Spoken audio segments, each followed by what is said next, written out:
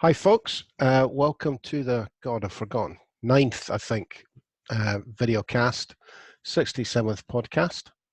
Hope you're enjoying them. I've got Jimmy Hutton with me and Stuart Lockhead. Stuart's in the bottom box. Jimmy's beside me in the top box. I'm the good-looking one. I'm Norrie Stewart. Oh, God. Okay, that's the only lie we're going to tell today, me being good-looking. No, So we're going to kick off with George Kervin's piece in The National. Stuart, you spotted it first, so you get to open up with it. Every Monday, George Kervin has an article in the National newspaper, and George is a former SNP MP. He was MP for East Lothian, which is not famously a left-wing constituency. In fact, it's one of the richest in Scotland. Anyway, George definitely comes from the left, and sometimes you could say Bella Caledonia represent the left and the independence movement in Scotland, but there's some real nutters in there. George is to the left, but sensible, and today he really does come out with a very reasonable article about what's the situation going to be here in Scotland after the crisis is over. And as he says, well, it's, the bedrock arguments for self-government will remain the deep desire to run our own affairs, the urge to express our own distinct culture in our own way, and the aspiration to converse with the rest of the globe without London's mediation or permission. What do you think of that as a simple start? Well, I think any independent supporter would recognise that as one of the reasons they want. But that's not going to change, is it, with this virus? No, that's kind of what I mean. I mean, that to me is the bedrock, regardless of what happens. I mean, whether we go to war or become a hugely successful UK, that won't alter the desire to be a standalone country, able to make its own decisions and talk to who we want about what we want when we want, is part of the reason. I mean, my big thing for independence has always been about taking responsibility. You can't grow as a nation, as a people, unless you have the responsibility for that growth. I don't just mean economics, I mean culturally and all the rest of it. So if you're forever being, I was going to say put upon, that's maybe the wrong way to put it. If you always have somebody else to blame, i.e. Westminster, that would have worked for Scotland, but Westminster stymied it. Westminster made a mistake, whatever. That keeps you down because it doesn't allow you to take responsibility for your own decisions. And I believe that you can't grow either as a person or a nation without that responsibility in your own hands. So I totally agree with George about that. The situation now doesn't matter as far as I'm concerned when it comes to independence. Well, you see, George's argument is that the current virus, the arguments for Scottish independence will be reinforced. We have this list of the failures of the last 10 years of Tory government, the austerity, the whole ideology, the Brexit, I'm shortening, I'm paraphrasing the whole thing, but that has led us to the situation where it would almost certainly, without argument, unless you're a Tory hard case, the treatment by our government of this crisis is second rate, absolutely second rate. You're talking about the UK government? The UK government. The treatment is absolutely second rate, and that will reinforce the reason for independence once it's all over. Jimmy? Yeah, I agree with a lot of what's said, but I think George Kervin comes, as you say, comes to the left, and I think he's making a typical lefty dreamer's assertion that the world will somehow be different after this. I don't think it will. Our reality will still be the same. You'll still have a Tory government with an 80-seat majority in Westminster that will do their utmost to make sure nothing happens on Scottish independence. So we'll have to fight for it. Yeah, I think you're right about that. But I noticed today in the paper that one, Dominic Cummings apparently is now in self-isolation. But two, the Australian and New Zealand guys who were the spin doctors, the helped in the Tory election victory have now been brought back. They've been rehired. They were never really unhired, mate. The story behind that's a bit. They've been given official roles now. They were still behind the scenes. They were working at Conservative Central Office, and let's be honest, they won a massive election victory for the Tories. They're there to polish the turd, mate.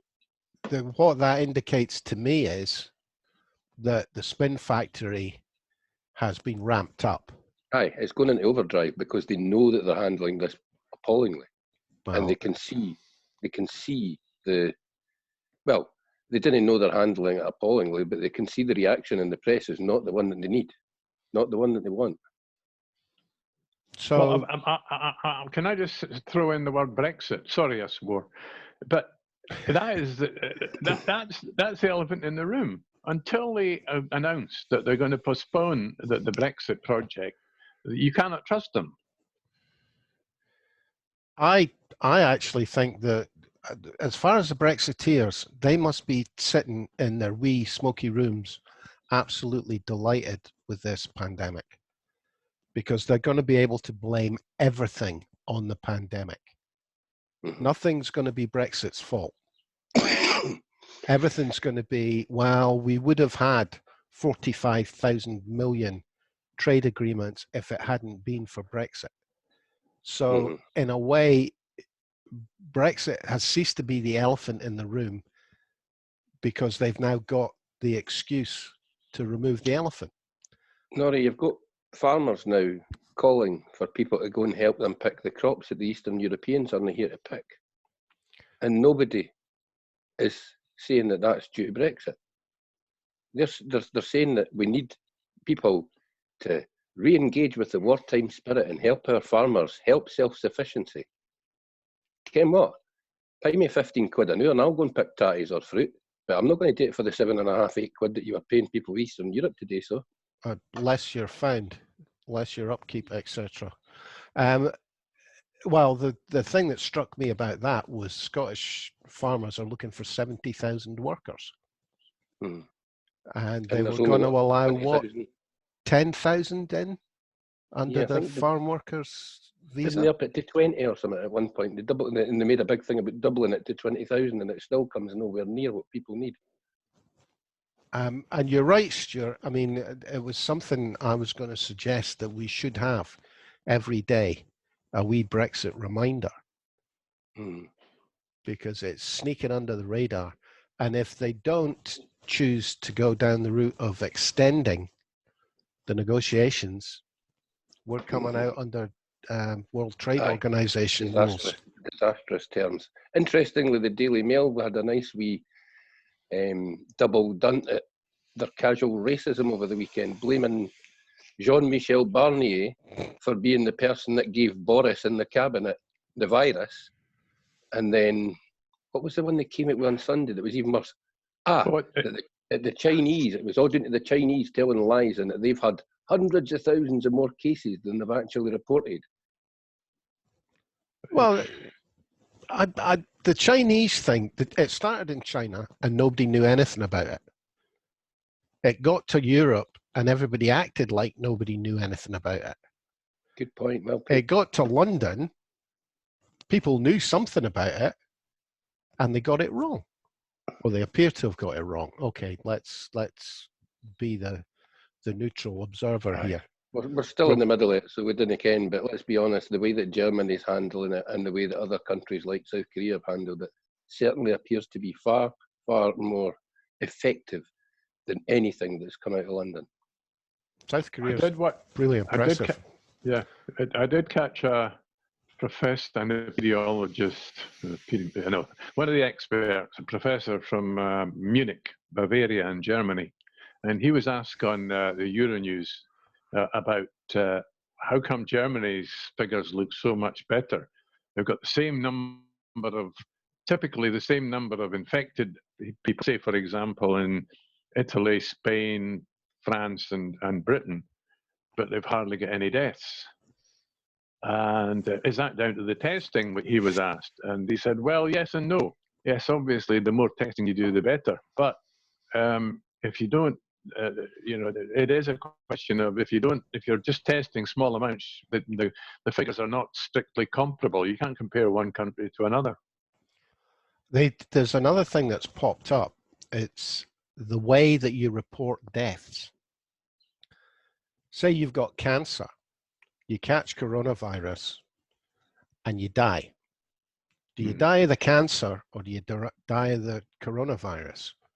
Well, Do you blame the underlying illness for your death, or do you blame the coronavirus which pushed you over the edge? Well, if you have different countries have. No, you're right. If you have a respiratory illness, most people actually die of pneumonia. In the end, that's what kills them. Yeah. So that could go on the death certificate. So, I mean, I think we have to be aware that different countries do have different rules about reporting. So what looks like, I mean, I don't know, maybe China have a different rule. So what looks like them trying to fudge the figures, in fact, might just be the way they report death. Yeah, I think a lot of the Western people buying into this nonsense about China not reporting their figures accurately. I think a lot of that comes from the States, because Donald's absolutely crapping himself that China's had this, dealt with it, and their economy is going to, effectively they're back at work, most of the Chinese now, and their economy is going to steam on ahead whilst the American one is absolutely tanking. I think Trump understands. I think Trump's got that message.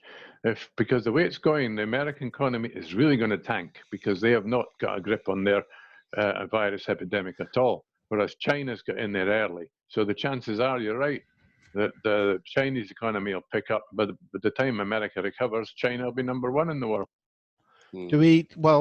To go back to the original point, would any of us be really surprised to find out that China had fudged the figures? I would be, yes, I would be. Jimmy? I mean, the fact is that they're relaxing. Sorry, they're relaxing the restrictions on the first province to be infected. Now they can't do that unless those figures are real. They're not going to do it, are they? Well, the fact that the virus has now dropped down the curve and they can open up society again doesn't mean they have to tell you how many people died. They've just managed to stop it. That wasn't really the question. The question wasn't, have they managed to overcome the virus? The question was, are they telling the truth about the number of people that died? I wouldn't be surprised if they weren't completely honest. But then the president of the United States of America has not been completely honest. He's been in denial for weeks about this. So I wouldn't be surprised, given that China is a secretive society anyway.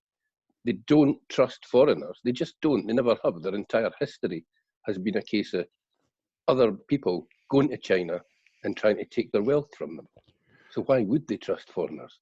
But I think they've been relatively honest, Norrie, in terms of they want to be a genuine member of the world community. They just don't want to be dictated to by the US. And let's be honest, they've sent out medical aid to countries all around the planet, mate. So I think maybe at first the secretiveness of their society kicked in, but since then I think they've been pretty much made an open book than Donald has. I would be very surprised if the American figures weren't massaged at the end of the day. Can I just mention that the bogeyman in this country, Scotland's favourite Tory hate figure, Ian Duncan Smith. I'm trying not to swear here. It's him that's been leading the charge in the verbal diarrhea and blaming China, and it's everybody else's fault except ours. Aye. Well, Ian Duncan Smith gets an awful lot of money for some very dodgy right-wing think tanks, mate. So that's him feathering his nest, so to speak. I mean, he's got his MP's pension and what have you, but he's not exactly of money, Ian Duncan Smith. He's kind of lived off his wife's family his entire life, so he needs to feather the nest somehow. Married money. Lives in his father-in-law's castle, does he not? Or one of his father-in-law's castles. Aye. Mm-hmm. The other thing that I spotted today was both The Guardian and the Record ran attack pieces on Salmond. I'm going to suggest that when a verdict comes in, the press aren't allowed to name the innocent person. Because apparently you can, with still under a cloak of anonymity, you can get letters published and make statements, etc., etc., etc., even when your court case has failed. This is going to be a question for the courts eventually. Yeah. If the press can't accept a verdict, what's the point in having a not guilty verdict? Aye. What's the point in having the court? Why not just let the press decide? Which seems to be what they want. Absolutely. I mean, the anonymity thing, it works in other countries. You know, Spain, Italy, seen their countries we're talking about. If you're accused of a sexual crime in Spain or Italy, you are anonymous unless you're found guilty. So if it works in other countries, I don't have an issue with it. It's something that certainly needs to be looked at. Well, it must vary. I have an issue with Rape Crisis Scotland, for example, fronting this letter for these women, mainly because probably at least a couple of them were involved in the funding decision to support Rape Crisis Scotland, who get 99% of their funding from the Scottish Government. And Margaret Curran sits on the board. Aye, it's a bit dodgy. It all starts to smell a bit. Kind of how they were moaning about his lawyer saying, put a smell on it. Well, I tell you what, there's a smell in Rape Crisis Scotland this morning. Stuart. I've watched what happened over the weekend. To be honest, there's not much changed today. There's now some talk about Salmond team might sue. I'm not exactly sure who they're going to sue. They're going to sue the Scottish Government. There's no talk about them suing the media. And there was a bit more development about this. There was Salmond's QC was captured on a train, apparently saying Salmond was a sex pest, but the sound quality was so bad. Once it got cleaned up by some techies, turned out that what the QCC actually said that some people call him a sex pest. So he didn't call him a sex pest. There's a start. I'd like to know who he was talking to. Interesting, I suppose, but well, if he was talking to a member of his legal team, when does eavesdropping become a good thing? Well, that was going to be my question. That eavesdropping like that, recording someone, surely that's illegal without their permission. I mean, you and I during the period when we were at Leap FM, you and I had a very small digital recorder available for doing interviews and things, smaller than your typical mobile phone. You could sit it in your top pocket, and nobody would know it was there. It would have been very easy to record people illegally. And at that time, the issue came up, and I'm sure at the time, if we discussed it at all, it would have been to say, well, you can't really do that. You can't use that material. It was actually a written down policy that you had to ask permission to tape anybody. Yeah. Even if it was a set up interview, you had to get them actually agreeing on tape. Yeah. So I would imagine that possibly a criminal offence been done by that person that recorded the QC. Well, is there not automatically a criminal offence if these women were named on the video, and the video was then passed to somebody else? Yeah. The video was never published with the names on it. No, I don't mean that. What I mean is they passed it to a journalist, so they passed that information on to at least one other person. Is that not contempt of court? I would imagine. I don't think it is, mate, because the QC, for example, whoever he's talking to, whether they knew those names or not, the QC is not committing contempt by using the names. It's in a conversation. You're just not allowed to publish it or transmit it. Which is why a conversation with somebody else. Could be another lawyer. That's why it's important to find out who he was talking to. If it was a member of his legal team, surely he's entitled to discuss the case with them, and surely they would Yeah. know I, not to publish or make public the names. mhm. I'm thinking it can't have been a member of his legal team, mate, because if it was, then he would have came out all out attack saying, excuse me, I'm discussing tactics with a member of my team and you are eavesdropping on me. At that point, that throws the entire case into real danger. There could have been a mistrial. It is interesting because this seems, I mean, the freedom of the press argument will come into this, obviously, because that's what the press always hide behind when they're tapping people's phones, etc. Yeah. But I would imagine that whoever made that video and then passed it to someone else could be in contempt of court, because obviously Well, it happened in Scotland. Norrie, you've just actually mentioned something that they could, the tapping of people's phones. Now, videotaping someone in a public place and eavesdropping on them isn't of the same order as tapping somebody's phone. But the papers have paid out hundreds of millions because of the phone tapping scandal. So is this in some way, is it a misuse of communications laws? There's a few laws that it could fall foul of. I don't know, because there's plenty of videotape of various politicians being caught jumping into bakeries, etc., etc., Bakeries. hiding in fridges and the like. But I'm not sure that because what he did was essentially without permission tape a lawyer discussing a case. I'm not sure that there won't be something in law that basically makes that illegal. I'd be very surprised if there wasn't. I'd have thought there would be as well, aye. I've got a happy story for you, Norrie, if you want one. Did he go cheering me up? No, this is a belter, mate. It could be a game changer depending on how it develops. But I just noticed it on BBC about an hour ago.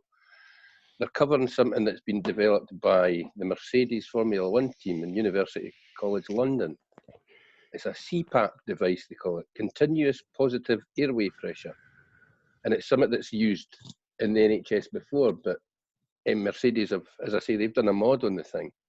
What it does, it basically pumps air into your lungs and keeps them open, so making them much easier to use. And they're now using it at University College London, so University Hospital London. In Italy, 50% of patients that used a similar device avoided intensive care. So therefore leaving up your respirators, meaning that you didn't have to use ventilation on them, and that you didn't have to sedate them either for that matter. But the interesting thing, it's already got medical approval, they're already using it, and Mercedes reckon that they can produce 1,000 of these devices a day. So that could really be a game changer. And isn't it nice to hear a positive story about British firms getting together, taking a look at a bit of equipment that's already there, making it a bit better, and then saying, by the way, we can make 1,000 a day.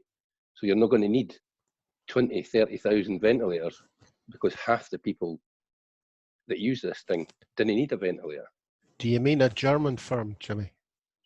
No, they're based in Britain. The Mercedes Formula One team are a completely British-based company, mate. All right, They've just got the 3-point badge on it. Okay, I'll let you off that. Oh, that's good news. That's good news. We've gone political. Let's go sport now. Jimmy, you spotted something about Aberdeen. Yeah, Aberdeen have got the begging bowl out to their fans. They're apparently really strapped for cash at the minute, and they're basically asking anyone that can support them in any way, shape or form financially until this is over and the fans basically start going through the gate and giving them their 30 quid a game. If they can get in touch and help out, please do. See, I found that weird, because I'm sure I saw a statement from Aberdeen's chairman saying they were going to pay everybody and everything was hunky-dory a couple of weeks ago. Mate. But all their money's tied up in a new stadium, mate. All the money that they've made, all the money they've got the go-ahead for the new stadium. And it's basically all their cash is earmarked, and they like any club, they expect every 2 weeks to get. Don't know, Aberdeen's average gate would be between 10 and 15,000, mate. So they're expecting a fair bit of money coming through the door every couple of weeks. It just isn't at the moment. And what about Rangers? We didn't pay tax. That's a long time ago, mate. Rangers, and the tax authorities have still not proven their case and still not proven any criminal intent in anything that Rangers done. What However, you mean is they're appealing again? No, Rangers are all right, mate. They've got a decent cash reserve, and they've got a wee white knight that's supposed to be coming in with a billionaire that's looking to put some money in. The worry at the moment actually would be Hearts. Hearts are really struggling at the point where they've asked their players to take a 50% pay cut, and if they didn't take that 50% pay cut, they can foxtrot Oscar, basically. They can go away. Well, I suppose if you're on 10 grand a week, it's not a lot of money. There's nobody at Hearts on 10 grand a week, mate. Most of their players will be lucky if they're getting anything over 1,500. Well, even then. They can afford the pay cut, mate, but your average, your standard laddie that's just came into the team, if he's getting any more than 300 or 400 quid a week, he'll be toiling. Because all these boys are running about in all their flash gear. They're all daft. They want a flash watch at 2 grand when they're getting themselves 400 quid a week. True. Stuart, do you care? I'm going to give a monkeys about football players and football clubs going to the wall. These days I've decided that Edinburgh City are my team. No, I think we need to talk about a very interesting professor by the First Minister in Scotland today. This is going to cause ructions down in London again. The Tories are going to hate it because they've come up with a slew of new policies. The big one announced today was they're pausing the screening programs for breast cancer, cervical cancer, diabetics, and there's another one. I'm sorry if I'm not up to date. Aorta, heart problems, and bowel cancer. Oh, the bowel cancer one. This is to release, principally, I think it's lab support presumably for testing, because all these, but also all these testing things require screening things require testing. Also, she said quite a lot about. They revealed, I think it was the chief medical officer revealed quite a bit about possible timings of restrictions of the lockdown, which won't go down well in London either. She was quite remarkably candid. It was interesting.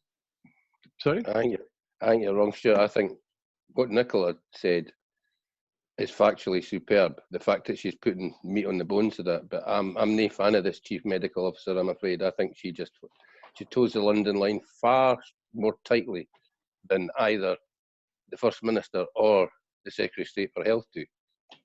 She basically just spits out whatever London's printed. I mean, the 13-week thing I think is a nonsense. The over 100,000 people now having it, I think you're just completely guessing. We're not doing the testing to be able to say anything like that.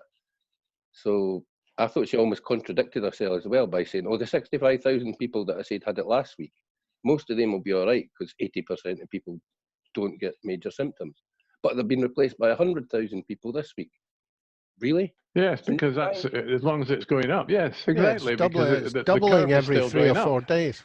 Aye, but we're not having any. Doubling every 3 or 4 days. We're not getting any empirical evidence to tell us that. They're just asserting that 100,000 people in Scotland have got it. We're not doing the testing. That's the science they've got at the moment, Jimmy. I mean, okay, you can look there and start testing people instead of guessing. Jimmy, you can go on with your personal attack on the chief medical officer if you like, but let me just point up a couple of other things that no attack. I think she's an arse, but I don't think she's in any way a scientist. Well, she's an obstetrician, but the point is they've got modelling. Politician now. And the modelling says every 3 or 4 days the numbers will double. And up to now, the modelling's been right. No, the modelling's not been right, Norrie. No, with the numbers of deaths and positive cases that we're getting in Scotland, the modelling is way off. The modelling is working in London. in Birmingham. Not The same for here. Not the numbers Can you I've stop seen. ranting, the pair of you? Can you stop ranting, No, Jimmy, we'll rant if we want to rant. I've got information here for the listeners might want to hear about.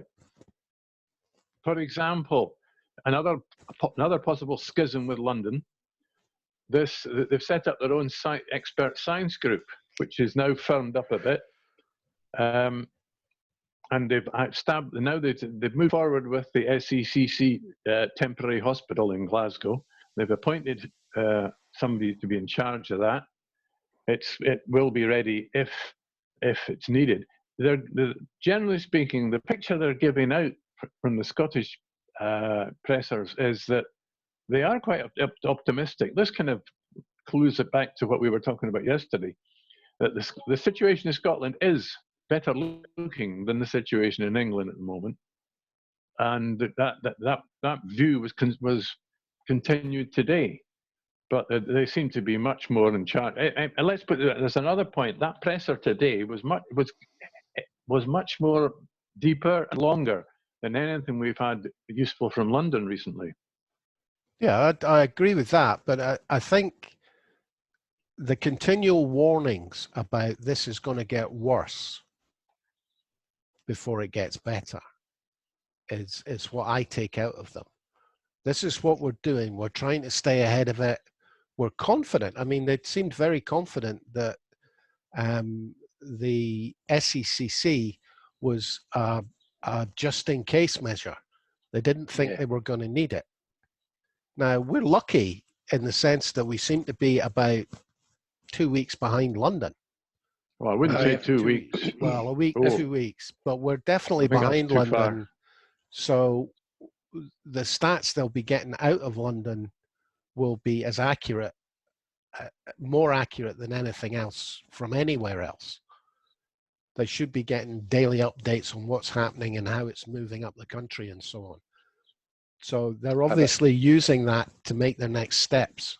Jimmy? Again, London are dressing things up in a way that might prove to be disastrous if things do explode. I mean, this is the week. If it's going to get really bad, this is the week. And London, I think they're dressing things up, mate. I think the window dressing of these big, huge hospitals that they're putting in London and Birmingham and what have you. And I do think it is window dressing.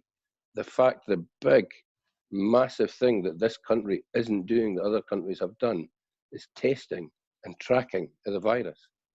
The reason that the Germans can be so accurate in how they apply their lockdowns and what have you and their treatments is because they're doing 100,000 tests a day. So they know exactly who's got it, they know exactly where they got it from, and they can lock down very specific and very tight areas. Well, they're not going to have any of that capability. Well, wait a minute. 100,000, what's the size of Germany's population? 80 million. It's not a much bigger population than here, mate. Well, what I'm saying, so what I'm trying to get at is 100,000 is X percentage of the German population. Is our testing in Scotland less as a percentage or more? Miles less, mate. 800 a day was it? Yeah, 800 a day she announced today. That's how many they're testing. And looking to ramp that up to 3,000. Aye, but come on, mate. I'm tired of hearing people use the phrase ramp it up. Ramp what up? We can't get the tests in. The Germans are already at the point where they have in place a full plan for reopening their economy and their society. That was published today, and I think The Guardian, I may be wrong, it might have been The Telegraph.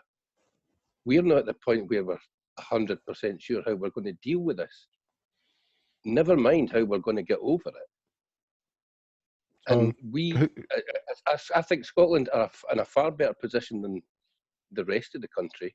I think partly because we didn't cut so deep into our NHS when austerity was kicking in. We had a government in place that tried to mitigate some of the worst of austerity. So when Nicola Sturgeon was saying the day about the 3,000 beds that they hope to have available, London and, well, England as a whole does not have the capacity they're going to need to deal with this. I think you're wrong, Jimmy. She said, I think you're wrong. I think they have got a plan. And the plan will be to throw money at big business. Yes. Well, look, That's there's another important point. There's another really important point come out from this press conference today. On Wednesday, the holiday, the Scottish Parliament will meet. They're only going to meet one day a week. And they will be expected to pass new emergency legislation, which doesn't, as far as I know, that's not been discussed with London. We will find out tomorrow. Apparently, tomorrow's press conference will focus on what the extra regulation planning to put into this new bill, which they're hoping to pass on Wednesday. So tomorrow's press conference is one not to be missed. And by the way, you won't catch it on BBC One. You might catch a bit of it on BBC Scotland, but you have to go online if you want to watch the whole thing. Well, there's nothing new about that. Right, guys. Anything else that was spotted today? I'm just wondering what legislation they're talking about. Well, I'm not sure. There's legislation being published today and being voted on tomorrow. I don't know it published tomorrow, but voted on Wednesday. Oh, well, that's changed then. And it's the police powers, etc. I thought they'd already passed that last week when they have. That's what I mean. No, they haven't, have they? They've not passed the legislation for London because they were shut. No, they've not passed it yet. It got royally sent on the Thursday, and they were shut by then, weren't they? So it's right, okay. I think you're wrong, guys. I think it's fresh regulations. Well, wait and see. I didn't think the Scottish Parliament's got many powers to legislate in many of the areas, given that the UK Parliament only done that last week. Well, they've got powers to legislate in the field of. I think they're legal. Right, but they're going to rubber stamp what London done last week. Yeah, effectively. Right. Anything else, guys, that you've caught? No. Well, will we call it a day at that then? Thanks, Stuart Lockhead and Jimmy Hutton. I'm Norrie Stewart. Cheers. I hope you enjoyed listening, folks. As ever, you'll have the video cast and the soundtrack will be sent out as a podcast. I hope you enjoy watching or listening. Thanks for coming along to see us. Cheers for now.